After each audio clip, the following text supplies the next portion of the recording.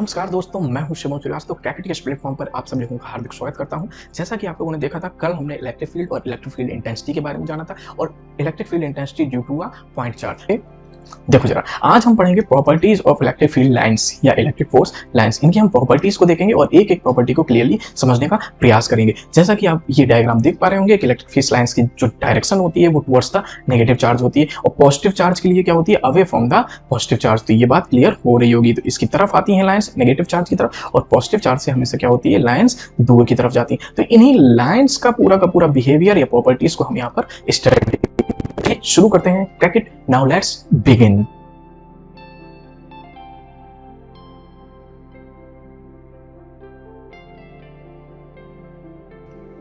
तो देखिए दोस्तों, हमने यहां पर जो कल पढ़ा था उसके आगे आज स्टार्ट कर रहे हैं। देखो क्या लिखा हुआ है कि इलेक्ट्रिक फील्ड लाइंस, देखो क्या लिखा, electric field lines are always away from the positive charge. ये पॉइंट तो हम लोगों ने पहले भी देख लिया था कि पॉजिटिव चार्ज से कैसी होती है, दूर की ओर, and towards the negative charge और नेगेटिव चार्ज की तरफ होते हैं। ये दोनों डायग्राम से आपको ये चीज क्लियर हो रही होगी। चलिए आगे देख लेते हैं क्या लिखा हुआ है कि इलेक्ट्रिक फील्ड लाइंस और two electric field lines never intersect each other. ये जो है वो इस दुनिया का या इस ब्रह्मांड का सबसे इंपॉर्टेंट क्वेश्चन है आपके सीबीएसई बोर्ड के लिए। बहुत इंपॉर्टेंट है, बहुत सी कंपटीशन में भी ये चीज पूछी जाती है कि two electric field lines never intersect each other, why. यहां पर एक क्वेश्चन आ जाता है व्हाई, यानी दो इलेक्ट्रिक फील्ड लाइंस कभी भी एक दूसरे को नहीं काट सकती हैं, ऐसा क्यों। तो देखो जरा, हम इस चीज को यहां पर क्लियरली समझेंगे कि दो इलेक्ट्रिक फील्ड लाइंस क्यों नहीं काट सकते। देखो जरा, यहां पर वही बात लिखी हुई है, The direction of electric field lines can be determined by drawing tangent at that point। यानी किसी भी पॉइंट पर अगर आपको इलेक्ट्रिक फील्ड लाइंस को डिटरमाइन करना है या निकालना है, जैसे सपोज दैट ये पॉजिटिव चार्ज था, या मैं कोई भी एक पॉजिटिव चार्ज मान लेता हूं, जैसे सपोज दैट ये पॉजिटिव चार्ज है, यहां से कुछ इलेक्ट्रिक फील्ड लाइन। और देखो एक चीज मैंने आपको बताई थी कि इलेक्ट्रिक फील्ड लाइंस कैसी होती हैं, इमेजिनरी होती हैं, पहली चीज।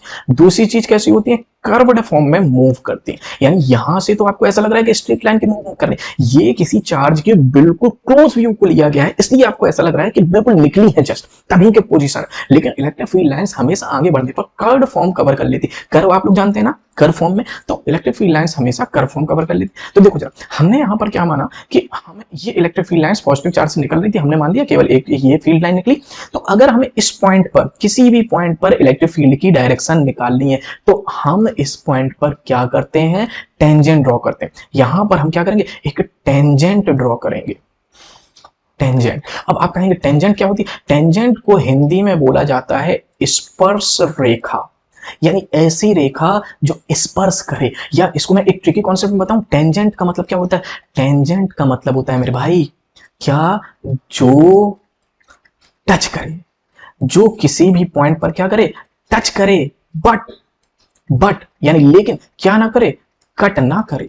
यानी किसी भी पॉइंट पर अगर कोई भी हमें टेंजेंट ड्रॉ करनी है तो ऐसी लाइन हम ड्रॉ करेंगे जो उस पॉइंट पर क्या करे, टच करे, कट ना करे। जैसे सपोज दैट हमने ये सर्कुलर पार्ट लिया, कोई भी आर्क लिया, तो आपसे अगर यहां पर टेंजेंट ड्रॉ करने को कहे, हमने यहाँ पर कोई सर्कुलर आर्क लिया, कोई भी पार्ट लिया और आपसे यहाँ पर कोई टेंजेंट ड्रॉ करने को कहे, तो आप कैसे टेंजेंट ड्रॉ, डायरेक्टली ऐसी लाइन कर दें जो इसको कट करते हुए अंदर गुजर जाए। नहीं, ये टेंजेंट नहीं होगी मेरे भाई। तो टेंजेंट फिर क्या होगी, टेंजेंट वो होगी जो इसको टच करे, जस्ट टच करते हुए निकल जाए, बट किसी भी पॉइंट पर कट ना करे, ना आगे बढ़ने पर ना ही पीछे बढ़ने पर। तो आई होप आपको ये कॉन्सेप्ट भी बहुत अच्छी तरीके से समझ में आएगा कि टेंजेंट क्या होती है, जो टच करे बट कट ना करे किसी भी पॉइंट पर, तो उसको हम क्या बोल देते हैं, टेंजेंट बोल देते हैं। चलिए आगे बढ़ देते हैं। तो आप एक चीज देखें, जैसे हमें मान लिया कि ये इलेक्ट्रिक फील्ड लाइंस की डायरेक्शन थी, ये इलेक्ट्रिक फील्ड लाइंस की डायरेक्शन थी, और हमें यहां पर क्या करना है, किसी पॉइंट पर इलेक्ट्रिक फील्ड की डायरेक्शन को बताना है, तो हम क्या करेंगे, इस पॉइंट पर एक टेंजेंट ड्रॉ कर देंगे जो इस पॉइंट पर टच करती हुई आगे जाएगी लेकिन कहीं भी कट नहीं करेगी। तो direction of electric field lines can be determined by drawing tangent at that point. यानी उस पॉइंट पर हम क्या करते हैं, टेंजेंट ड्रॉ करते हैं। और जब भी टेंजेंट ड्रॉ करते हैं तो टेंजेंट एक पॉइंट पर, जैसे मान लिया मैंने एक इलेक्ट्रिक फील्ड लाइन ये थी, ये हमने मान ली ये पहली इलेक्ट्रिक फील्ड थी, ये क्या थी, first electric field line, electric field line. अब हमने क्या किया, अगर कट कर रही है, two electric field lines intersect कर रही हैं, तो क्या होगा, इंटरसेक्ट का मतलब कुछ ऐसा। तो हमने मान लिया ये दूसरी इलेक्ट्रिक फील्ड लाइन थी, ये क्या थी, दूसरी इलेक्ट्रिक फील्ड लाइन। तो आप जरा एक चीज सोचो, ये कोई चार्ज था, जैसे सपोज दैट प्लस क्यू, क्योंकि प्लस क्यू से ही अब बाहर की तरफ निकलती है, ये हमने क्या मान लिया, प्लस क्यू चार्ज था। तो प्लस क्यू चार्ज से अगर इलेक्ट्रिक फील्ड लाइंस बाहर निकल रही हैं, दो इलेक्ट्रिक फील्ड लाइंस हमने मान ली कुछ इस तरीके से, या कुछ ऐसे भी मान लो, ये मान लो, ये तीसरी मान ली। तो इस तरीके से अगर बाहर निकले और दोनों अगर एक दूसरे को इंटरसेप्ट कर रही हैं, इंटरसेप्ट करनी, तो आप एक चीज देखो, यहां पर अगर आपने टेंजेंट ड्रॉ की, यानी हमने एक टेंजेंट ड्रॉ की, ये पहली टेंजेंट है, ठीक है ना। और अगर इस वाली लाइन, यानी जो ये वाली लाइन जा रही है, इस वाली लाइन, अगर आपने इस वाली लाइन पर भी टेंजेंट ड्रॉ की, जरा आप देखना, इस वाली लाइन पे भी टेंजेंट ड्रॉ की, तो टेंजेंट ड्रॉ की जो टच करे वो कट ना करे, तो आप देख पा रहे होंगे टेंजेंट क्या है, एक टेंजेंट उधर की तरफ है, ऊपर की तरफ, और एक ये दूसरी टेंजेंट है इस साइड है। तो दो टेंजेंट हैं और दो डिफरेंट डायरेक्शंस को रिप्रेजेंट करें। कैसे दो डिफरेंट, जरा आप देखो, ये क्या होता है, ये नॉर्थ, ये होता है नॉर्थ, ये होता है ईस्ट, ये होता है वेस्ट, और ये होता है साउथ। आप देखो ये वाली जो है वो किस डायरेक्शन में जा रही है, ये वाली जो लाइन है वो कुछ इस डायरेक्शन में जा रही है, और ये वाली लाइन कहां जा रही है, ये वाली इधर जा रही है। ये पहली टेंजेंट है और ये वाली दूसरी टेंजेंट है। तो आप देखो दोनों ही टेंजेंट की डायरेक्शन कैसी होगी, डिफरेंट होगी कि नहीं। यानी एक चार्ज से जो इलेक्ट्रिक फील्ड लाइंस निकल रही हैं, उन दोनों ही इलेक्ट्रिक फील्ड लाइंस की डायरेक्शन भिन्न भिन्न है, जुदा जुदा है। और जब दोनों ही लाइंस जुदा जुदा है, एक ही चार्ज से निकल रही, ऐसा तो संभव ही नहीं। यानी दो इलेक्ट्रिक फील्ड लाइंस अगर काटेंगी, किसी पॉइंट पे इंटरसेप्ट करेंगी, तो उस पॉइंट पर जब हम टेंजेंट ड्रॉ करेंगे, तो वो टेंजेंट उनकी दो डायरेक्शंस को रिप्रेजेंट कर रहा है। ये जो टेंजेंट है वो इन इलेक्ट्रिक फील्ड लाइंस की, यानी इस वाले की और इस वाले की, क्या कर रहा है, दो फील्ड लाइंस को डिनोट कर रहा है, जो कि पॉसिबल ही नहीं है।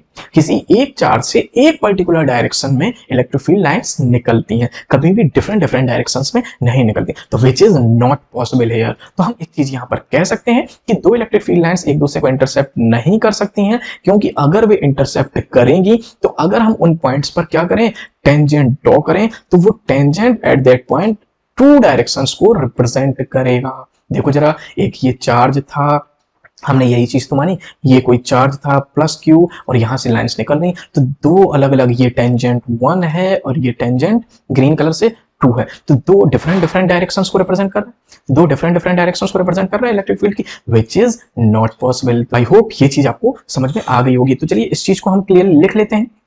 देखो, the field lines or two electric field lines never intersect each other. The direction of electric field lines can be determined by drawing tangent at that point. अब ये पूछा जाता है कि why, तो हम यहाँ पर क्या लिख लेते हैं, क्या कि two electric field lines never intersect each other because if they intersect, then at the intersection point by drawing tangent क्या करेंगी, they will represent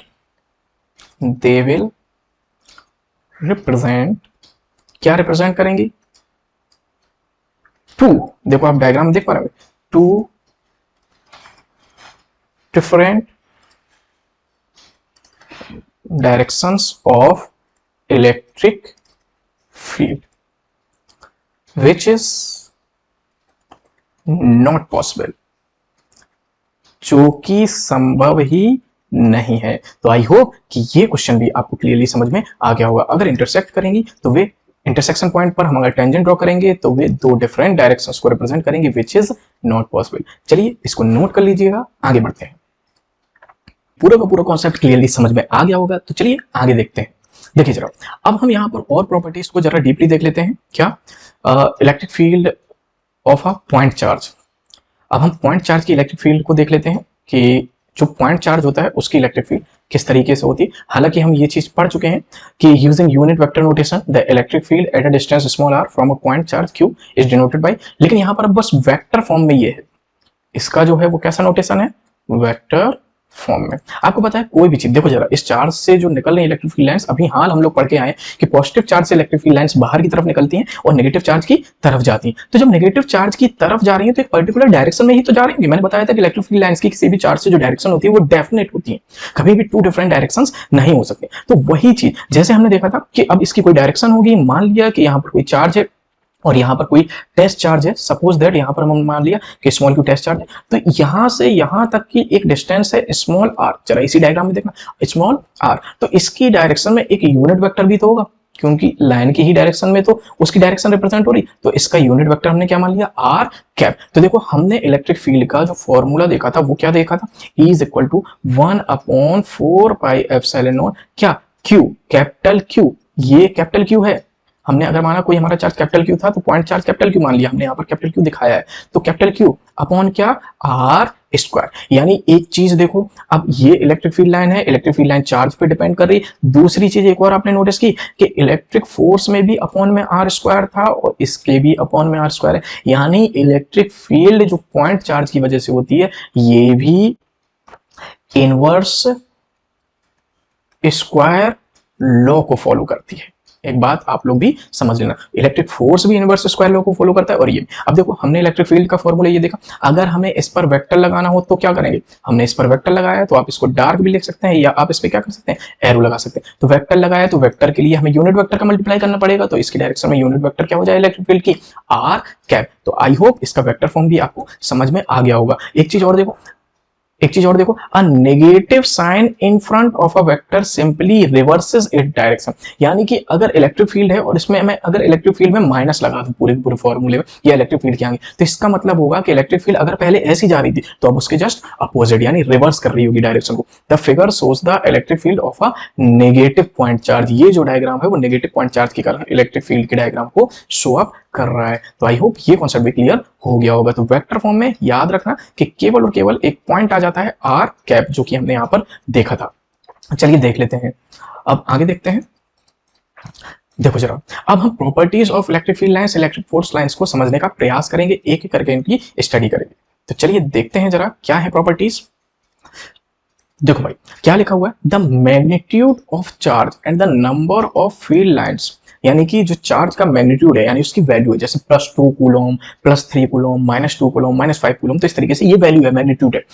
और इलेक्ट्रिक फील्ड लाइन यानी क्यू की बात हो रही है, स्मॉल क्यू भी कह दो आप, प्रैक्टिकल चार्ज को क्यू नॉट से डिनोट कर दो। और इलेक्ट्रिक फील्ड लाइंस यानी कि number of electric field lines E, both are proportional to each other. आपने एक चीज देखी, जो फॉर्मूला था ई इज इक्वल टू क्या था, 1/4 पाई एप्सिलॉन नॉट, फिर क्या था, फिर था capital Q upon R square. यानी यहां से हम दो बातें कह सकते हैं कि इलेक्ट्रिक फील्ड भी प्रोपोर्शनल होगी चार्ज के जिसने उसे जनरेट किया, और इनवर्सली प्रोपोर्शनल होगी किसके, 1/r² के, यानी इनवर्सली प्रोपोर्शनल होगी r² के और डायरेक्टली प्रोपोर्शनल होगी किसके, चार्ज के। तो यहां पर पहला पॉइंट हमने देखा कि इलेक्ट्रिक फील्ड का जो मैग्नीट्यूड होता है वो चार्ज पर डायरेक्टली डिपेंड करता है, यानी जितना ज्यादा चार्ज उसकी उतनी ही ज्यादा इलेक्ट्रिक फील्ड। बात समझना, जैसे मैं हूं ये +q मैं हूं, तो क्या होगा, मैं जितना ज्यादा हूं यानी मेरी स्ट्रेंथ जितनी ज्यादा है, मैं बहुत हट्टा तगड़ा बिल्कुल खली की तरह हूं, तो मेरी जो फील्ड होगी वो भी ज्यादा होगी। बात समझ रहे हैं। दूसरी चीज, इसको और प्रैक्टिकली कॉन्सेप्ट को क्लियर करते हैं। देखो हमारी ये फील्ड थी, ये मेरी फील्ड थी पूरी की पूरी, मेरी फील्ड में कोई टेस्ट चार्ज आया, कोई टेस्ट चार्ज क्या था, मान लिया कोई टेस्ट चार्ज था क्यू नॉट, तो कोई टेस्ट चार्ज आया। तो देखो जरा, अब यहाँ पर टेस्ट चार्ज आने की दो सिचुएशंस हो सकते हैं। मैंने मान लिया पहले टेस्ट चार्ज यहाँ पर आया और यहाँ तक की जो डिस्टेंस थी ये फर्स्ट पॉइंट है, मैंने मान लिया ए पॉइंट पे आया पहले टेस्ट चार्ज क्यू नॉट, तो ए पॉइंट पे यहाँ से यहाँ तक की जो डिस्टेंस थी मैंने मान लिया r1 थी। बात समझ रहा, फिर थोड़ी और आगे बढ़ा यही टेस्ट चार्ज, यही जो टेस्ट चार्ज था अब मेरे और पास आ गया, अब बी पॉइंट पर आ गया, और जब बी पॉइंट पर आ गया तो यहां से यहां तक की डिस्टेंस कितनी थी, r2। अब आप एक चीज देखो, तो E जो है वो r के इनवर्सली है, r² के इनवर्सली, यानी r² के इनवर्सली है। हम इससे एक बात कह सकते हैं कि अगर r की वैल्यू बढ़ाओगे, r की वैल्यू क्या करोगे, बढ़ाओगे, तो E की वैल्यू घटेगी क्योंकि इनवर्सली है, और R की वैल्यू अगर घटाओगे तो E की वैल्यू क्या होगी, बढ़ेगी। ये सारे कॉन्सेप्ट्स आप नोट करते जाना।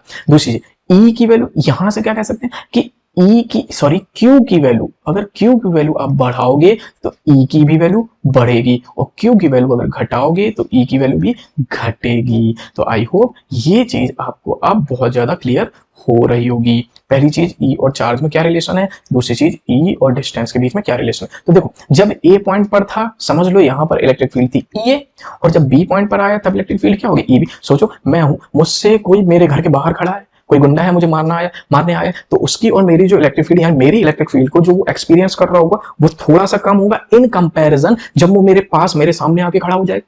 होगा कि अगर मैं बहुत स्ट्रेंथ वाला हूं तो वो मेरे पास आएगा, यानी दूरी कम मेरी स्ट्रेंथ को ज्यादा एक्सपीरियंस करेगा।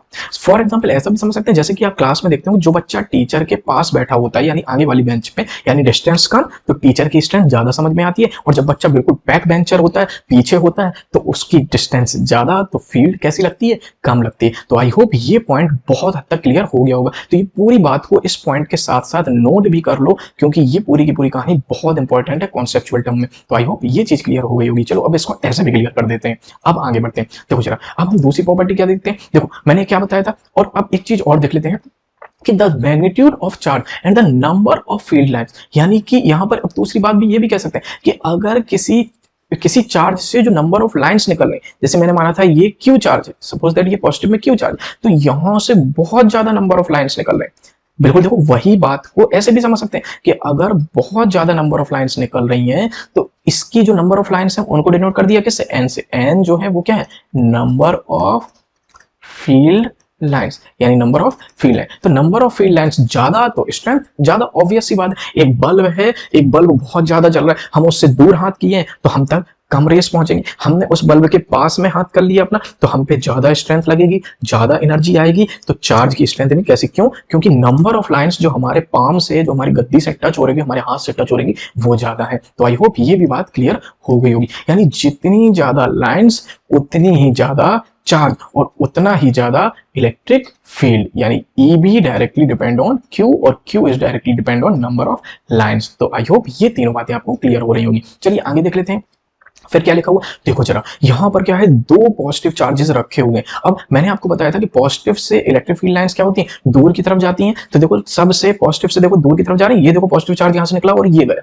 सिमिलरली यहां से भी पॉजिटिव चार्ज क्या होंगे, बाहर की तरफ निकले। अब देखो आप इन दोनों के बीच में क्या है, रिपल्सन है। आप देख पा रहे होंगे कुछ इस तरीके से कुछ इस तरीके, मतलब दोनों ऐसा लग रहा है कि पास की तरफ आएंगे लेकिन अचानक दोनों ने क्या किया, एक दूसरे को रिपल किया। तो रिपल करने की वजह से ये दोनों लाइंस आप देख पा रहे होंगे डायग्राम में कहीं भी एक दूसरे को इंटरसेक्ट नहीं कर रही है। इंटरसेक्ट नहीं कर रही है इसका मतलब क्या है कि एक दूसरे से इंटरसेक्ट ना करने के कारण ये एक दूसरे को क्या कर रही है, रिपल कर रही है। तो आई होप ये चीज भी क्लियर हो रही होगी। चलिए आगे देख लेते हैं। ये डायग्राम वही चीज जो मैंने आपको बताई कि इलेक्ट्रिक फील्ड लाइंस जितने क्लोज होंगे, जैसे मैं यहां पर हूं, देखो जैसे जैसे ये लाइंस दूर जा रही है, मैं यहां पर हूं तो मुझ पर लाइंस ज्यादा आ रही, मैं इस जगह पे अपना हाथ रख दूं तो ज्यादा लाइंस आ रही हैं, तो इस पे ज्यादा लाइंस या नंबर ऑफ लाइंस एन ज्यादा, तो चार्ज भी कैसा होगा, ज्यादा। और अगर मैं यहां खड़ा हो जाऊं, यहाँ पे मैं हूं सपोज दैट, तो क्या होगा, मेरे पास जो फील्ड लाइंस आ रही हैं वो कितनी आ रही है, इक्का दुक्का आ रही है, कम आ रही है। जब मुझ पे कम लाइन आ रही है तो चार्ज भी मुझ पर कैसा इंप्लीमेंट होगा, कम। तो इलेक्ट्रिक फील्ड भी मुझ पे कैसे इंप्लीमेंट होगी, कम। क्लियर हुई कॉन्सेप्ट। चलिए आगे देख लेते हैं।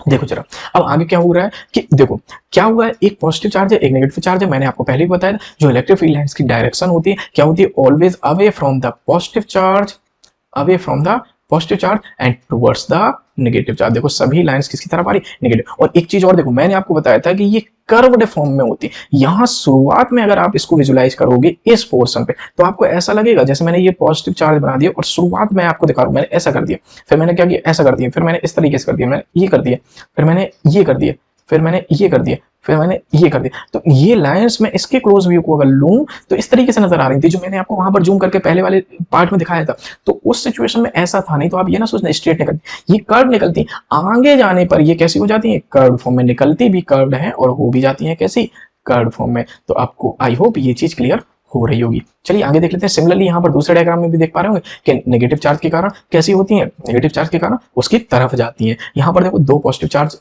क्या कर रहे हैं, एक दूसरे को रिपल कर रहे हैं। क्यों, क्योंकि उनके बीच में जो इलेक्ट्रिक फील्ड लाइंस हैं वो एक दूसरे को इंटरसेप्ट नहीं कर रही हैं, क्योंकि अगर इंटरसेप्ट करेंगी then they will represent two different directions of the electric field which is not possible. I hope you got it. चलिए आगे बढ़ते हैं।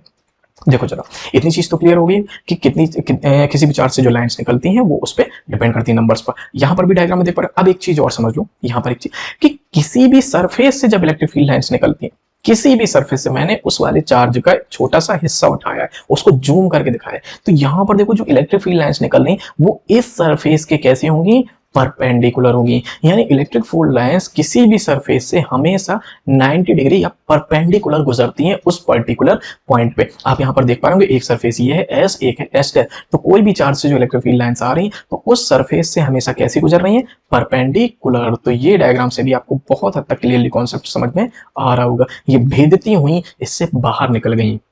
चलिए तो ये चीज को हम लिख लेते हैं कि electric field lines always passes through the surface perpendicular. तो देखो electric field lines are always perpendicular to the surface of the charge, यानी जो चार्ज का सरफेस होता है, जैसे ये मैंने मान लिया प्लस क्यू चार्ज, तो उसके छोटे से सरफेस एरिया को हमने यहाँ पर इस तरीके से ये दिखाया हुआ है, ये छोटा सा सरफेस एरिया था इस तरीके से, जो कि आप यहाँ पर डायग्राम में देख पा रहे होंगे एस डैश उस साइड एस। तो यहाँ से जो इलेक्ट्रिक फील्ड लाइंस निकल रही होंगी वो कैसी होंगी, परपेंडिकुलर होंगी इस सरफेस पर। आई होप यू गॉट इट। चलिए आगे देख लेते हैं। देखो चलो अगले पॉइंट पे प्रॉपर्टीज क्या है, वही सारी की सारी जो मैंने अभी हाल बताई थी। टेंजेंट ड्रॉ करते हैं अगर किसी पॉइंट पर इलेक्ट्रिक फील्ड की डायरेक्शन फाइंड करनी, तो देखो इन्हीं पॉइंट्स को अब जल्दी जल्दी रिवाइज कर लेते हैं। क्या लिखा हुआ है कि द टेंजेंट ड्रॉन, टेंजेंट का मतलब क्या होता है, चलो बताओ, मैंने अभी हाल बताया था, जो क्या करे, किसी भी पॉइंट पर टच करे, बट क्या ना करे, कट ना करे, यानी टच तो करे बट कट ना करे। तो वही चीज यहां पर हो रही। देखो ये इलेक्ट्रिक फील्ड लाइन थी, सपोज दैट, देखो इसको इलेक्ट्रिक फील्ड लाइंस को इससे डिनोट किया गया, इलेक्ट्रिक लाइंस को, ये इलेक्ट्रिक फील्ड लाइंस थी, हमने इसको क्या मान लिया ई। अब मैंने आपको 3 पॉइंट दे दिए, सपोज दैट ये पॉइंट है ए, ये पॉइंट है बी और ये पॉइंट है सी।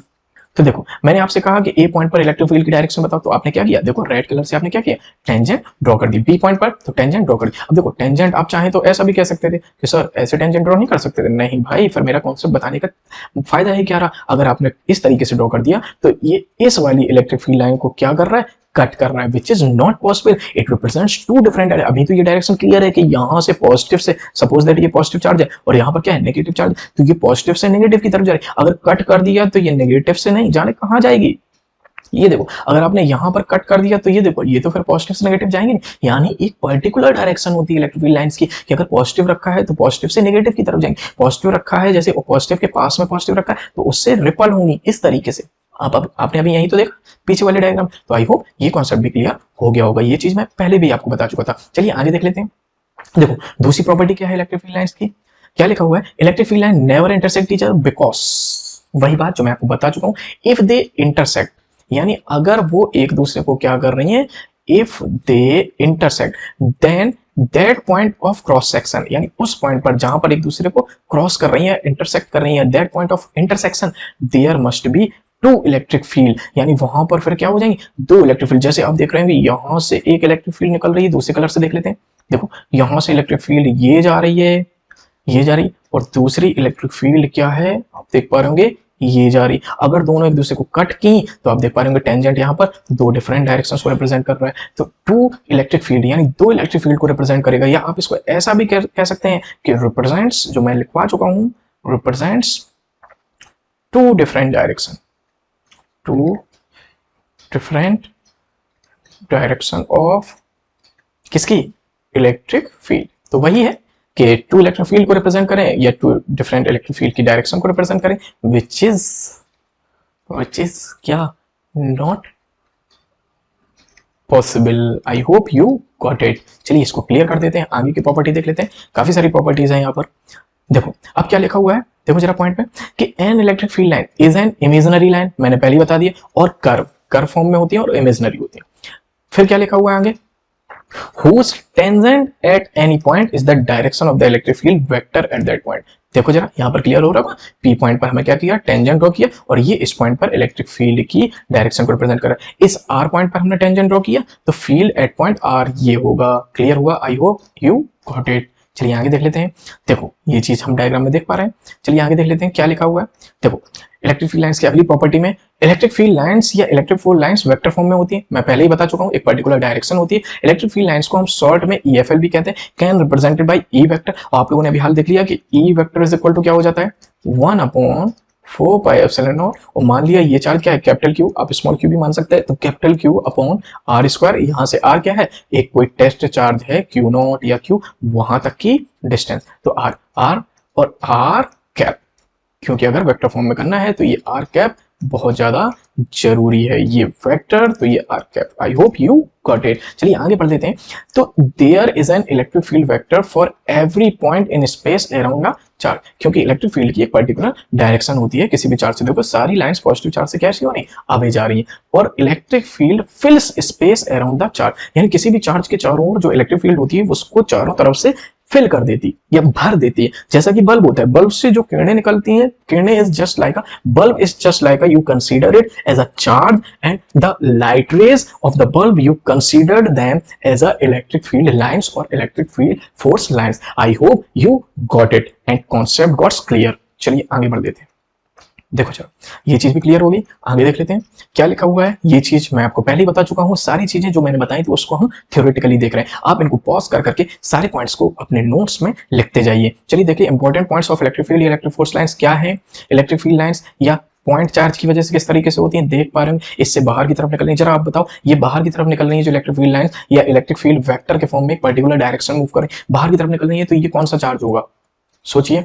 निश्चित तौर पर बाहर निकलती है किसकी वजह, बॉय की वजह से, बॉय मतलब पॉजिटिव चार्ज, तो यहाँ पर भी कैसा होगा पॉजिटिव चार्ज। तो यहाँ पर हमने मान लिया क्या है प्लस क्यू चार्ज, और यहाँ पर एक ये स्मॉल क्यू टेस्ट चार्ज या क्यू नॉट रखा हुआ है, कितनी डिस्टेंस पर रखा हुआ है स्मॉल आर। तो इस पर एक पर्टिकुलर डायरेक्शन में क्या लग रहा है, फोर्स लग रहा है। क्यों लग रहा है, क्योंकि ये चार्ज इसकी फील्ड में रखा हुआ है। आई होप आपको ये बात भी समझ में आ गई होगी। तो फील्ड लाइंस या लाइंस ऑफ फोर्सेस भी इनको बोल देते हैं। तो इलेक्ट्रिक फील्ड लाइंस या lines of force are continuous lines, यानी कंटिन्यू लाइन होती है। ऐसा नहीं होता है कहीं पर ये लाइन ब्रेक हो जाए, ऐसा नहीं होगा कि ये लाइन निकली किसी भी चार्ज से, जैसे सपोज दैट ये प्लस क्यू चार्ज, यहाँ से ये लाइन निकली, थोड़ी दूर पर जाकर ब्रेक हो गई, फिर थोड़ी दूर के बाद फिर चलने लगी, ऐसा नहीं होगा, कंटिन्यूअस होगी। बट जैसे जैसे दूरी बढ़ेगी उसकी स्ट्रेंथ कम होती चली जाएगी, बस इतना होगा, लाइन कभी भी ब्रेक नहीं होगी। बिल्कुल सेम ऐसे जैसे आपने देखा होगा कि हमारे पास जैसे सपोज दैट ये एक क्या है, ये हमने मान लिया कि हमारे पास एक बल्ब है, समझ में आ गया होगा। तो बल्ब से जो लाइट रेज निकलती हैं,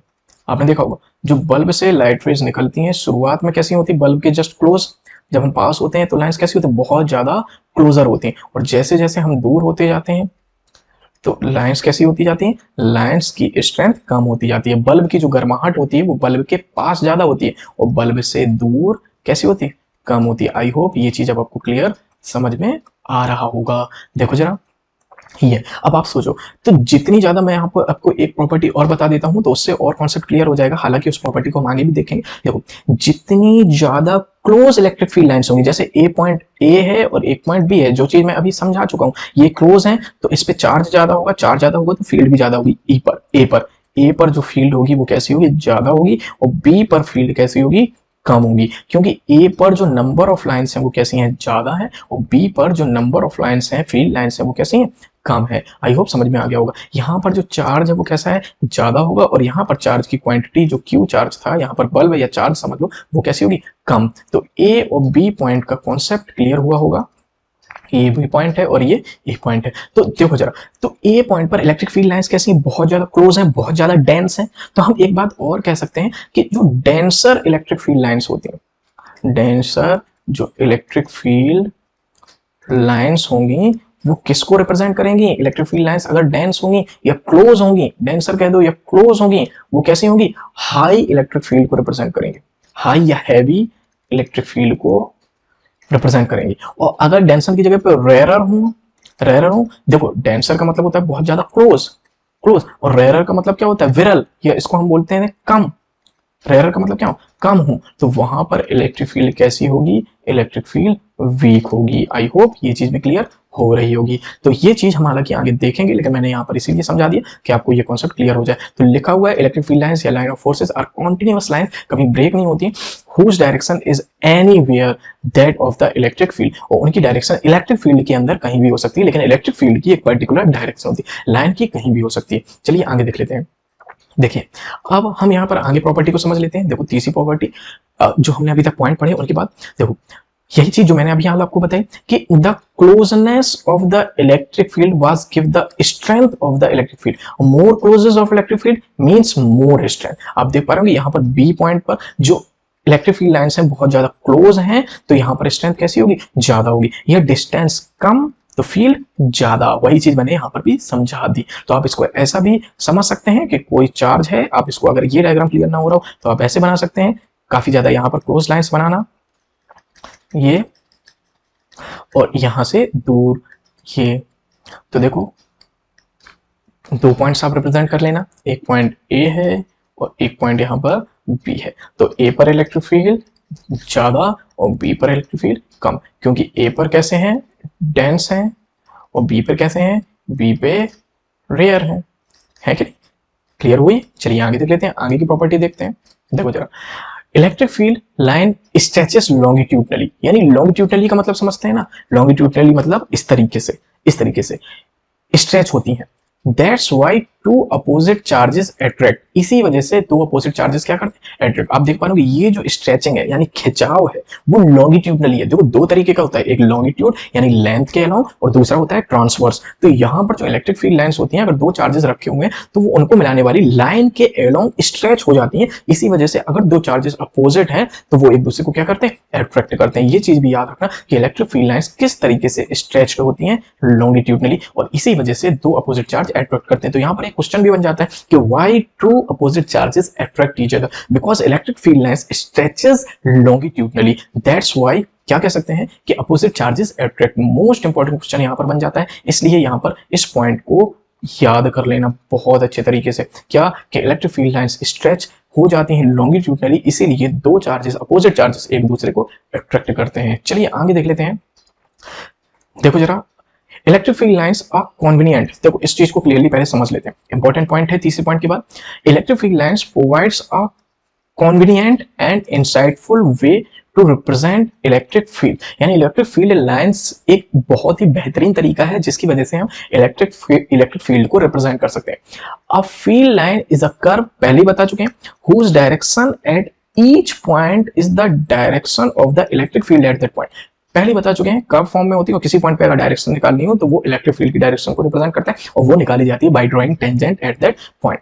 अगली पॉइंट क्या लिखो, the spacing of electric field lines describes the magnitude of the field, यानी जितनी स्पेसिंग की बात हो रही है, कम स्पेस है इलेक्ट्रिक फील्ड लाइंस के बीच में, बहुत ज्यादा क्लोज है, तो मैग्नीट्यूड फील्ड का कैसा होगा, ज्यादा होगा।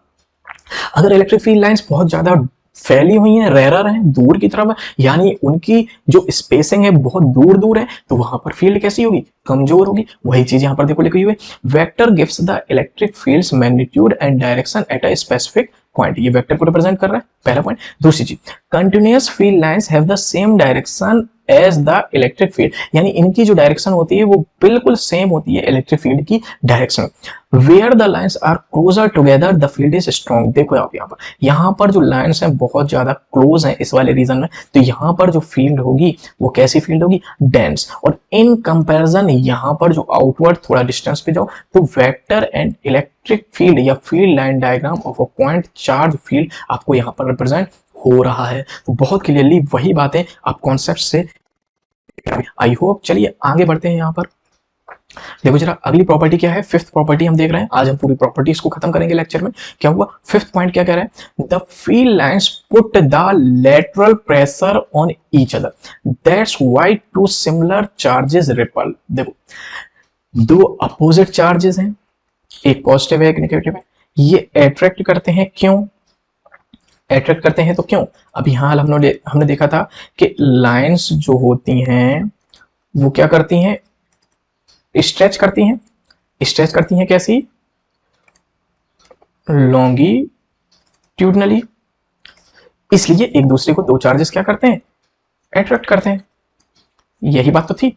अब कह रहा है कि दो सिमिलर चार्जेस, ये क्या थे, ये थे opposite charges, opposite charges attract, why, यहां पर ये क्वेश्चन मार्क लग जाता है। तो वाई, क्योंकि attract because the electric field lines stretches longitudinally, so attract each other. अब यहां पर बात आ रही है, ये कैसे चार्ज आता रही है, ये कैसे चार्जेस हैं, ये जो हैं यहां पर जो बात आ रही है वो कैसे हैं, सेम चार्जेस हैं। अब सेम चार्जेस एक दूसरे को क्या करते हैं, रिपल करते हैं। क्यों रिपल करते हैं ये बात में देखनी है, तो देखो लिखा हुआ है repel two similar charges, repel क्यों, बिकॉज द फील्ड लाइंस एक दूसरे को रिपल करते हैं। इसकी वजह क्या है कि field lines put the lateral pressure on each other, यानी एक दूसरे पर लेटरली, देखो लॉन्गिट्यूडनली का मतलब होता है लाइन के अलोंग, यहां पर दो पॉइंट्स आपको याद रखने हैं, लॉन्गिट्यूडनली लॉन्गिट्यूडनली का मतलब होता है लाइन के अलोंग, और क्या लिखा हुआ है यहां पर, लेटरली। लेटरली का मतलब होता है परपेंडिकुलर। ये दो बातें आप नोट कर लेना, कॉपी का जो रूलर होता है उसके ऊपर जरूर लिख लेना। लॉन्गिट्यूडनली का मतलब होता है लाइन के अलोंग, और लेटरली का मतलब होता है परपेंडिकुलर। तो क्या हुआ, अपोज जो सेम चार्जेस थे वो रिपल कर रहे थे, क्यों? क्योंकि लेटरली प्रेशर डालती हैं फील्ड लाइंस एक दूसरे पर। ये लाइन इधर जा रही थी, ये लाइन इधर, तो दोनों ही लाइन कट तो करेंगी, तो एक दूसरे पर इस तरीके से प्रेशर डालती है। आप समझ पा रहे होंगे कि इस तरीके से क्या करती हैं, प्रेशर डालती हैं। तो क्या करेंगे, रिपल क्यों करते हैं? क्योंकि फील्ड लाइंस क्या, put the lateral pressure on each other, यानी एक दूसरे पर कैसा प्रेशर डालती है, लेटरल प्रेशर डालती हैं। तो इतनी चीजों को आप लोग अच्छी तरीके से समझ लेना। वीडियो को फिर से बैक करके आप चाहे तो नोट कर सकते हैं। चलिए अगले पॉइंट पर जाते हैं। देखो, the number of field lines don't give the strength of the charge, यानी अगर किसी चार्ज से ज्यादा फील्ड लाइंस निकल रही है तो उस चार्ज की स्ट्रेंथ ज्यादा होगी। यानी वही बात, Q is directly proportional to N, जो मैंने यहाँ पर चार्ज को डिस्क्राइब करते वक्त बातें कही थी, वही अब उसकी प्रॉपर्टी में हम एक एक करके लिखते चले जा रहे हैं। तो चलिए आगे देख लेते हैं क्या है। देखो, 7th प्रॉपर्टी क्या है, 7th और 8 क्या है कि electric field lines lies never enter into the conductor. बिल्कुल, जो कंडक्टर है, सपोज दैट हमारे पास ये क्या है, ये एक कंडक्टर है, तो कंडक्टर के अंदर कभी भी इलेक्ट्रिक फील्ड लाइन नहीं जाती। देखो इस डायग्राम से बहुत सी चीजें क्लियर हो रही हैं। तो क्या होगा, उसके सरफेस से बाहर निकल सकती हैं या उसके अंदर एंटर कर सकती हैं, लेकिन उसके अंदर इनसाइड द कंडक्टर ट्रांसवर्स नहीं होंगी। ये चीज आपको हमेशा याद रखनी कि electric field lines never travels through the conductor inside the conductor, conductor के अंदर या इनटू, या आप इसको कह सकते हैं इनसाइड, यानी कंडक्टर के अंदर ट्रांसवर्स नहीं होती हैं, उसके सरफेस पे हो सकती हैं, उसके बाहर हो सकती हैं। The electric field lines never enter into the conductor और electric field inside a conductor is zero. देखो एक लाइन ये है जो कि आपको अंदर घुसती हुई नजर आ रही, तो इसको क्रॉस दिखाया गया कि नहीं, ऐसा संभव नहीं है, दूसरे में भी क्रॉस। लेकिन हाँ, इलेक्ट्रिक फील्ड लाइंस कैसी हैं देखो, और हाँ, किसी भी पॉइंट पर हमेशा सरफेस पर, आप लोगों ने पीछे देखा था कि जो इलेक्ट्रिक फील्ड लाइंस होती हैं वो सरफेस पर हमेशा कैसी होती हैं, परपेंडिकुलर। अब आपको कैसे पता चला परपेंडिकुलर, किसी भी सर्किल पर अगर टेंजेंट ड्रॉ कर दो, टेंजेंट ड्रॉ करने पर जो लाइन होती है उसका एंगल हमें पता चल जाता है। तो सरफेस पर ड्रॉ किया और ये लाइन ऐसी आ रही थी, तो हमेशा उस पर कैसी होती है, परपेंडिकुलर। यहां पर भी आप देख पा रहे होंगे परपेंडिकुलर। अगर आप टेंजेंट ड्रॉ करेंगे तो इलेक्ट्रिक फील्ड लाइंस किसी भी सरफेस के, आपने देखा था वो डायग्राम था, सरफेस था एस एस डैश, तो वहां से लाइंस कैसी निकल रही थी, परपेंडिकुलर गुजर रही थी। और इनसाइड द कंडक्टर लाइंस कैसी होती हैं, जीरो होती हैं। तो चलिए आगे देख लेते हैं। ये 7th 8th प्रॉपर्टी के बाद 9th प्रॉपर्टी क्या है, the electric field lines does not break at any point. ये भी मैं बात बता चुका हूं, जैसे कि आप यहाँ पर देख पा रहे होंगे, ये ग्रीन कलर से यहाँ पर पूरे में बॉर्डर बना हुआ है, ये बॉर्डर है दोनों ही चार्जेस के बीच में। यहाँ पर देखो, अब ये पहला है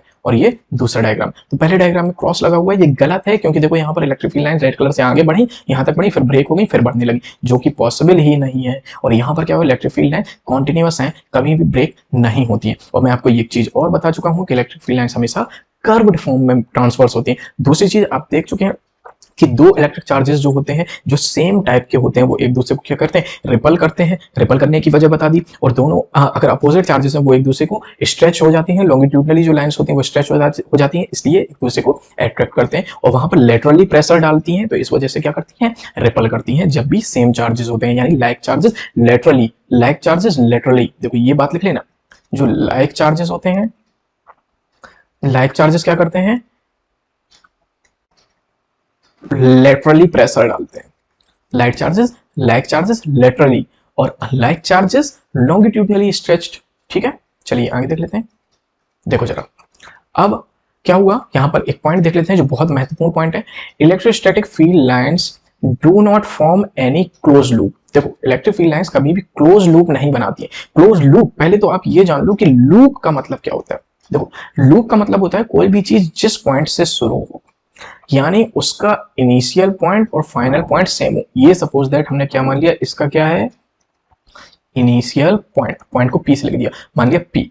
तो ये लाइन क्या हुई, घूमी, घूम घाम के फिर से अगर यहीं पर आ गई, तो यही इनिशियल पॉइंट है और यही इसका क्या है अंदर, यही क्या हो गया इसका फाइनल पॉइंट, इस वाले चार्ज का या लाइन का। तो अगर कोई चीज इस तरीके से है कि उसका इनिशियल पॉइंट और फाइनल पॉइंट दोनों ही कैसे सेम है, तो उसे बोलते हैं लूप।